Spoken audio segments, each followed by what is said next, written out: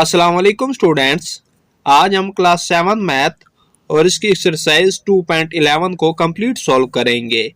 तो चलते हैं क्वेश्चन नंबर 1 की तरफ। Convert the following equations into standard form. तो यहाँ पर हमें इक्वेशंस दी गई हैं, तो हर एक इक्वेशन को हमने स्टैंडर्ड फॉर्म में लिखना है। अब अगर आप हर इक्वेशन को देखें ना, तो हर इक्वेशन के अंदर टू वेरिएबल्स हैं। देखें ना, एक्स वाई, यहाँ पे भी एक्स वाई। तो इस तरह हर इक्वेशन के अंदर टू वेरिएबल्स हैं।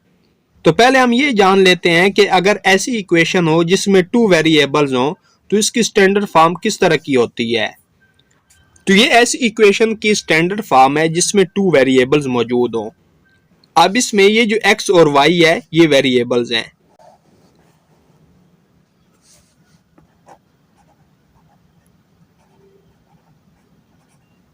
इसी तरह वेरिएबल्स के साथ जो नंबर्स मौजूद होते हैं उन्हें क्या कहा जाता है, कोफिशिएंट। अब ज़ाहिर तो यहाँ पे ए भी लिखा हुआ है, लेकिन यहाँ पे नंबर्स होते हैं। तो वेरिएबल्स के साथ जो नंबर्स होते हैं उनको क्या कहा जाता है, कोफिशिएंट।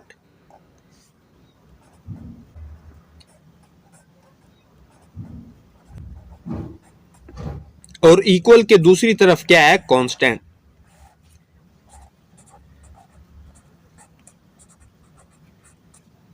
कांस्टेंट से मुराद कोई अकेला नंबर होता है, ठीक है, इसके साथ कोई वेरिएबल मौजूद नहीं होता।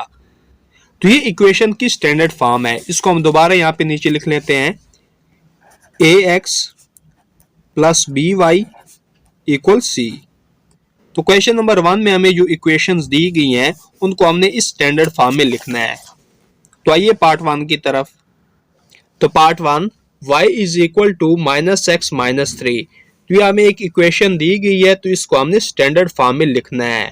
स्टैंडर्ड फॉर्म से मुराद ये है कि इक्वल की इस तरफ वेरिएबल्स और जो कोफिशिएंट्स होते हैं ना, वो होने चाहिए, जबकि इक्वल की दूसरी तरफ सिर्फ कांस्टेंट होना चाहिए। तो आइए इस इक्वेशन को हम स्टैंडर्ड फॉर्म में लिख लेते हैं। तो y जैसे है वैसे ही लिखा रहने देंगे। अब ये जो माइनस एक्स है ना, ये इस तरफ आके प्लस एक्स हो जाएगा। -3 को वहीं लिखा रहने देंगे। अब ये जो x है ना, इसको हम पहले लिख लेंगे और y को बाद में लिख लेंगे, इक्वल -3। तो इस तरह इस इक्वेशन को हमने स्टैंडर्ड फॉर्म में लिख लिया। अगर आप इक्वल के इस तरफ देखें, वेरिएबल्स हैं, ठीक है, और साथ में काफिशिएंट। अगर काफिशिएंट में कुछ ना हो ना साथ, तो वहां पे 1 होता है। और अगर आप इक्वल के दूसरी तरफ देखें तो सिर्फ कांस्टेंट है। तो ये इस इक्वेशन की स्टैंडर्ड फॉर्म होगी। तो part 2, y minus 3x minus 2 equal 0। तो इस इक्वेशन को भी हमने स्टैंडर्ड फॉर्म में लिखना है। तो y जैसे लिखा हुआ है वैसे ही लिखा रहने देंगे, -3x भी जैसे है वैसे ही लिखा रहने देंगे। अब ये जो -2 है ना, ये उस तरफ जाके +2 हो जाएगा।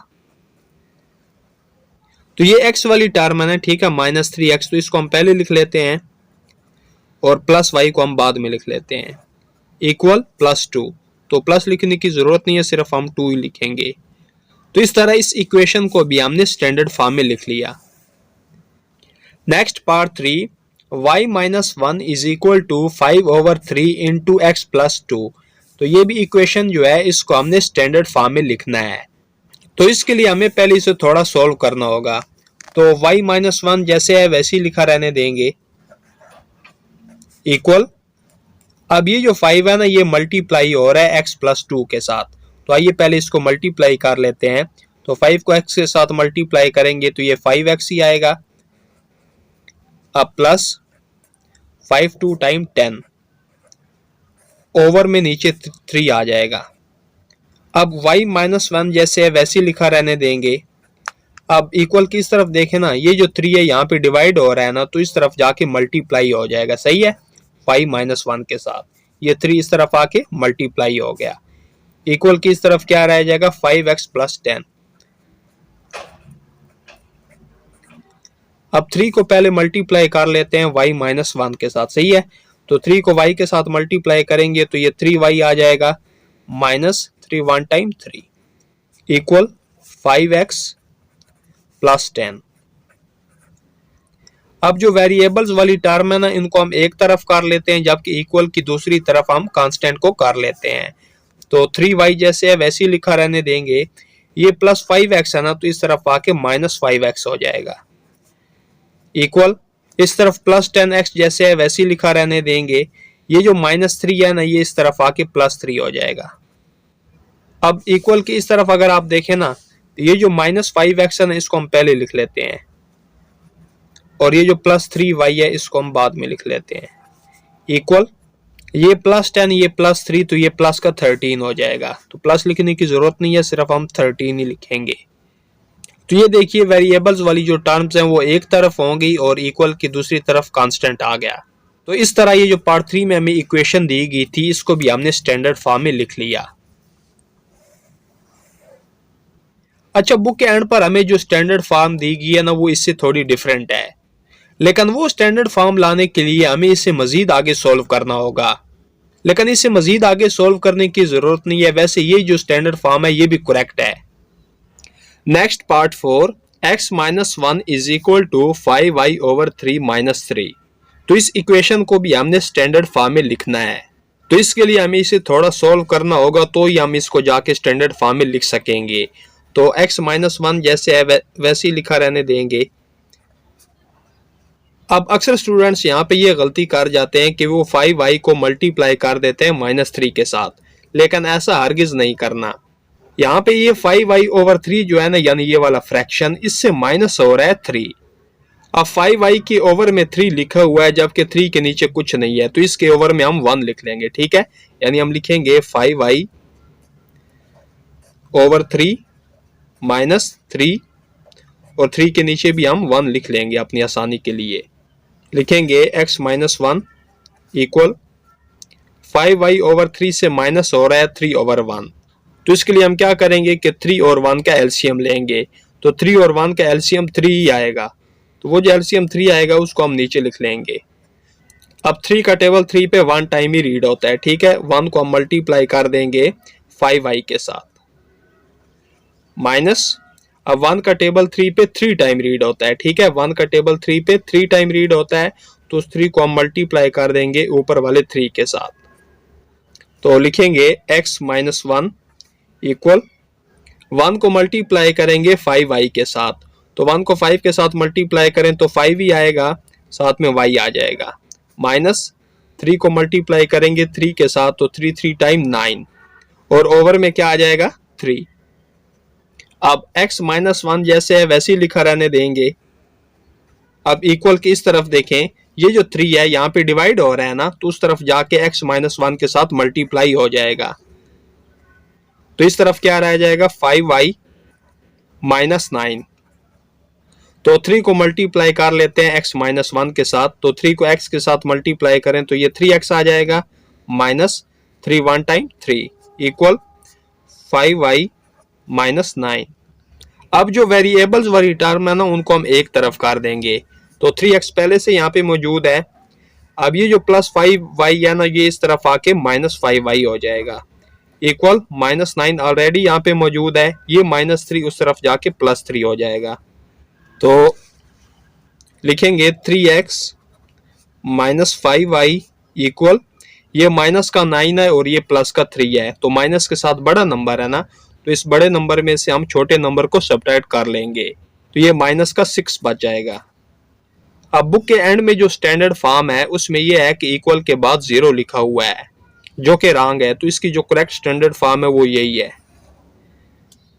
Next part 5, x-1/2 is equal to y + 2/3। तो आइए इसको भी हम स्टैंडर्ड फॉर्म में लिख लेते हैं।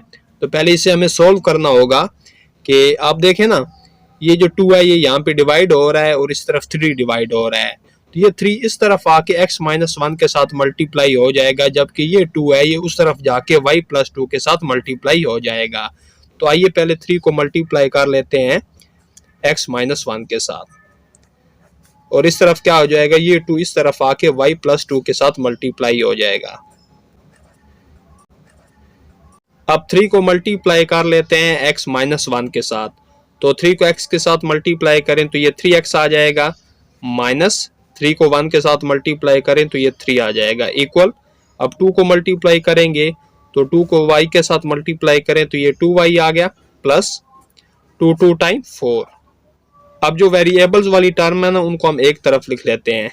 तो 3x पहले से यहाँ पे मौजूद है, ये +2y इस तरफ आके -2y हो जाएगा, इक्वल +4 यहाँ पे पहले से मौजूद है तो इसको यहीं रहने देंगे, -3 को इस तरफ लेकर आएंगे तो ये +3 हो जाएगा। लिखेंगे 3x -2y इक्वल, तो ये प्लस का 4, ये प्लस का 3, तो ये प्लस का 7 हो जाएगा। तो ये इस इक्वेशन की स्टैंडर्ड फॉर्म आ गई। नेक्स्ट पार्ट 6 जो कि क्वेश्चन नंबर 1 का लास्ट पार्ट है, 2x + 1/4 इक्वल y - 1। तो इसको भी हमने स्टैंडर्ड फॉर्म में लिखना है, तो पहले हम इसे थोड़ा सॉल्व कर लेते हैं। तो 2x + 1 जैसे है वैसे ही लिखा रहने देंगे। अब देखिए ये जो 4 है ना, ये यहाँ पे डिवाइड हो रहा है तो उस तरफ जाके y - 1 के साथ मल्टीप्लाई हो जाएगा।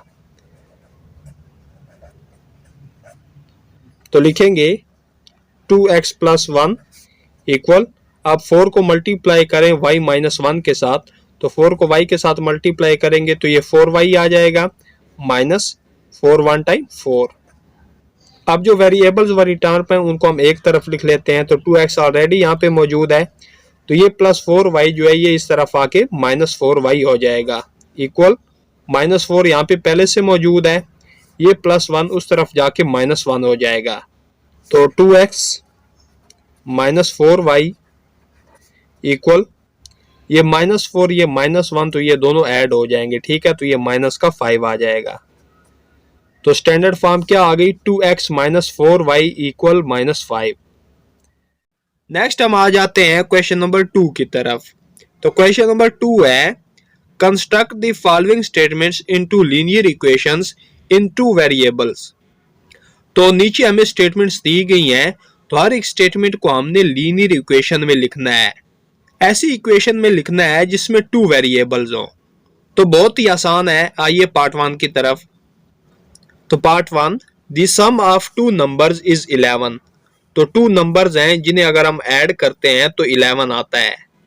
तो इस स्टेटमेंट को हमने इक्वेशन में लिखना है। तो जो फर्स्ट नंबर है ना उसको हम लेट कर लेते हैं x।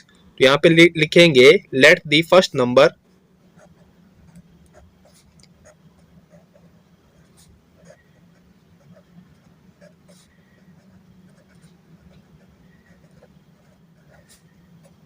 तो फर्स्ट नंबर को लेट कर लेते हैं x और सेकंड नंबर को लेट कर लेते हैं y।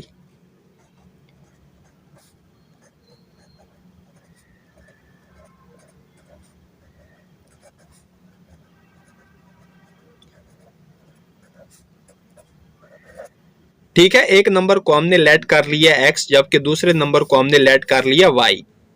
अब स्टेटमेंट में क्या कहा जा रहा है कि अगर हम इन दोनों को ऐड करते हैं यानी x + y, तो ये किसके इक्वल आता है, 11 के। तो ये इस स्टेटमेंट की इक्वेशन फॉर्म आ गई। Next part 2, the price of a book and 2 pencils is ₹90। तो एक बुक है और 2 पेंसिल्स हैं जिनकी कीमत कितनी है, ₹90। तो इस स्टेटमेंट को हमने इक्वेशन में लिखना है। तो बुक की जो प्राइस है ना इसको हम लेट कर लेते हैं x। तो यहाँ पे लिखेंगे let the price of a book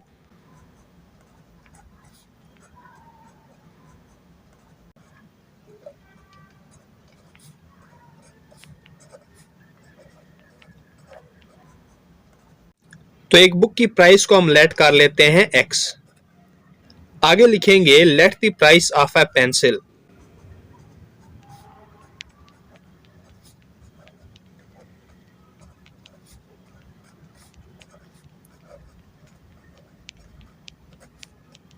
तो एक पेंसिल की प्राइस को लेट कर लेते हैं y। अगर 1 पेंसिल की प्राइस y है तो 2 पेंसिल की प्राइस फिर क्या होगी, 2y। क्योंकि हम 2 को y के साथ मल्टीप्लाई करेंगे तो 2 पेंसिल्स की प्राइस आ जाएगी।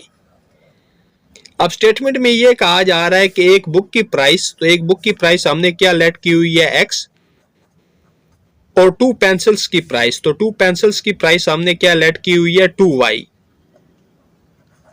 तो इनकी प्राइस किसकी इक्वल है, 90 के, ठीक है, 90 रुपीस के। तो ये एक इक्वेशन बन गई, इस स्टेटमेंट की हमने एक इक्वेशन बना ली। तो यही हमने बनानी थी इक्वेशन।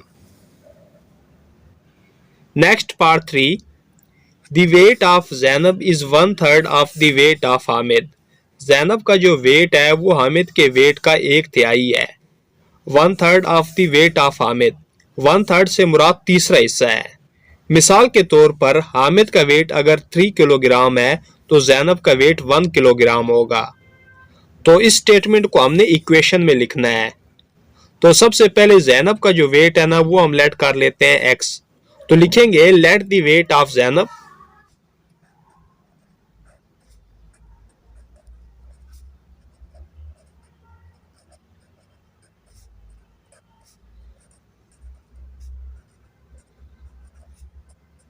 तो जैनब का वेट लेट कर लेते हैं x।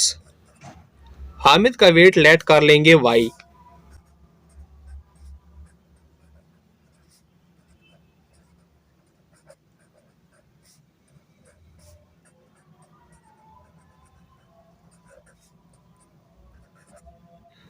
अब स्टेटमेंट में क्या कहा जा रहा है कि जो जैनब का वेट है, ठीक है, x, ये किसके बराबर है या इक्वल है?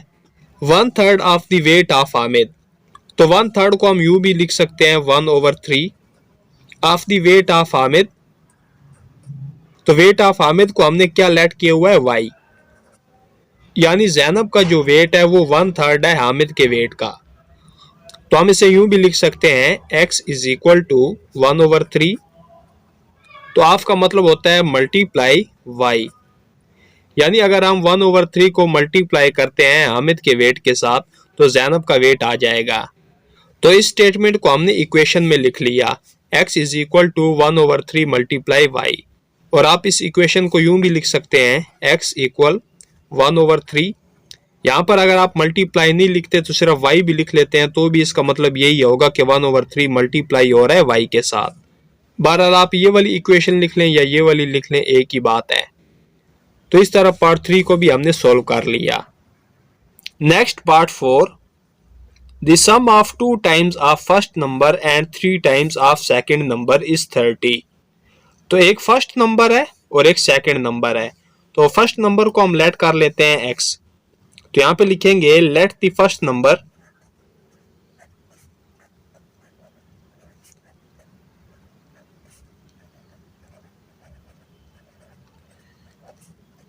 तो फर्स्ट नंबर को लेट कर लेते हैं x। सेकंड नंबर को लेट कर लेते हैं y। तो लिखेंगे लेट दी सेकंड नंबर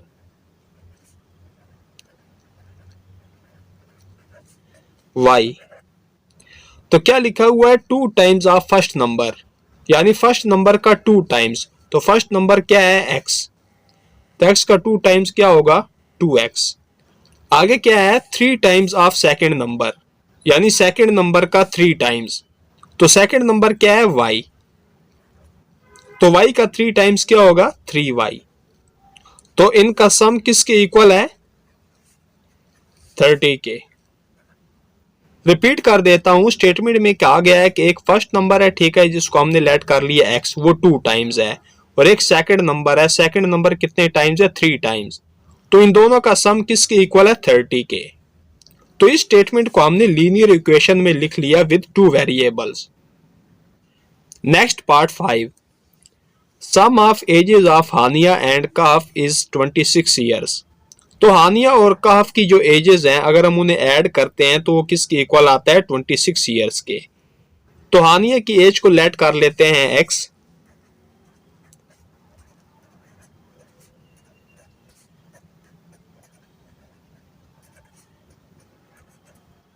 और कहफ की एज को हम लेट कर लेते हैं y।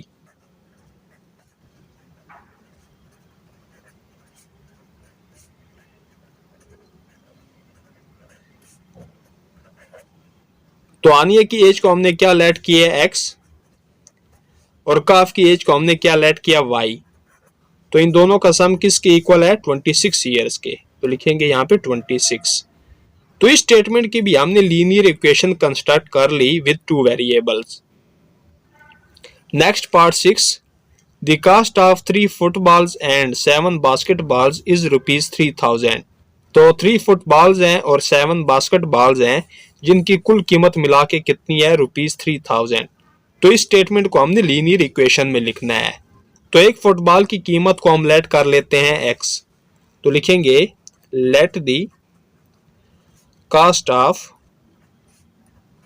वन फुटबॉल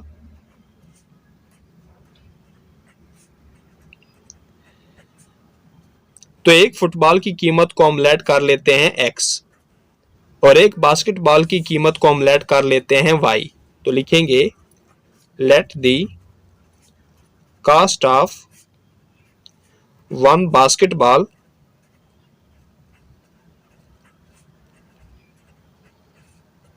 तो एक बास्केटबॉल की कीमत को लेट कर लेते हैं y। अब कंडीशन क्या दी गई है कि 3 फुटबॉल्स की कीमत, तो एक फुटबॉल की कीमत हमने क्या लेट की हुई है x, तो 3 फुटबॉल्स की फिर कीमत क्या होगी 3x, यानी हम 3 को x के साथ मल्टीप्लाई करेंगे ना तो 3 फुटबॉल्स की जो कीमत है वो आ जाएगी। और आगे क्या है 7 बास्केटबॉल्स, तो एक बास्केटबॉल की कीमत हमने क्या लेट की हुई है y, तो 7 बास्केटबॉल्स की कीमत फिर क्या होगी 7y, यानी हम 7 को मल्टीप्लाई करेंगे एक बास्केटबॉल की कीमत के साथ तो 7 जो बास्केटबॉल्स हैं उनकी कीमत आ जाएगी। तो इनकी कुल मिला के कीमत कितनी है 3000 रुपीज। ठीक है, 3 फुटबॉल्स और 7 बास्केटबॉल्स की कुल कीमत मिला के कितनी है 3000 रुपीज।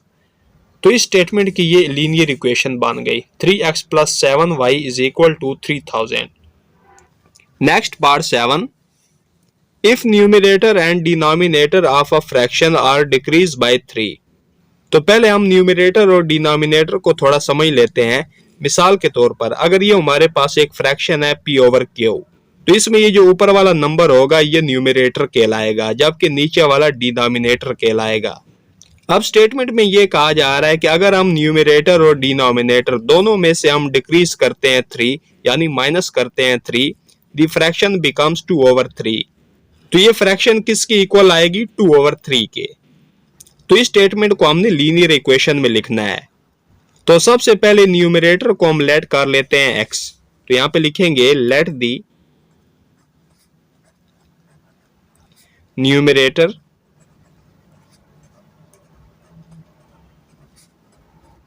तो न्यूमरेटर को हम लेट कर लेते हैं x और डिनोमिनेटर को हम लेट कर लेते हैं y, तो लिखेंगे लेट दी डिनोमिनेटर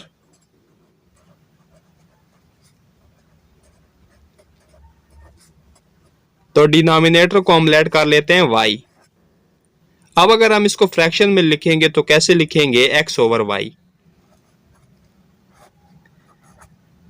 ठीक है, ये न्यूमरेटर आ गया और ये डिनोमिनेटर आ गया। अब कंडीशन क्या है कि न्यूमरेटर और डिनोमिनेटर दोनों में से हम अगर माइनस करते हैं 3, यानी ऊपर वाला जो है ना ये न्यूमरेटर, इससे भी हम माइनस करेंगे 3 और नीचे वाला जो डिनोमिनेटर है इससे भी हम माइनस करेंगे 3, तो ये किसके इक्वल आएगा 2 ओवर 3 के। तो इस तरह इस स्टेटमेंट की भी हमने लीनियर इक्वेशन कंस्ट्रक्ट कर ली।